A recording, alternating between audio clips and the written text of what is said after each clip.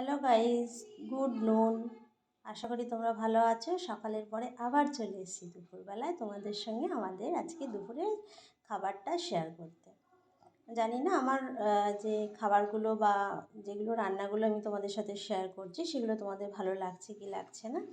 যদি ভালো লাগে অবশ্যই একটা লাইক করো, সাবস্ক্রাইব করে দিও চ্যানেলটাকে। তো আজকে যেটা হয়েছে সেটা হয়েছে ব্রকলি দিয়ে, আলু দিয়ে, মটরশুঁটি দিয়ে একটা তরকারি, যেটা আমি ভীষণ ভালোবাসি খেতে। এখানে হয়েছে মূলো ঘন্ট, কালো জিরে কাঁচা লঙ্কা দিয়ে মূলোটাকে ঘন্ট করেছি, ভাজা ভাজা করেছি লাল লাল। এখানে আছে পেঁপে আর আলু দিয়ে শিঙি মাছের ঝোল, যেটা শুধুমাত্র আমার ছোটো মেয়ের জন্য। এখানে আছে টমেটোর চাটনি, এখানে আছে ধনে পাতার চাটনি, এখানে আছে একটুখানি কালকে শাক ভাজা, আর উচ্ছে ভাজা করেছি। সেটা হচ্ছে কড়াইয়ে রয়েছে উচ্ছে ভাজাটা, যে একটু খাওয়ার সময় আমি একটুখানি গরম করবো। শাকটা আমার বরকে দেবো, আমি শাকটা খুব একটা প্রতিদিন খাই না।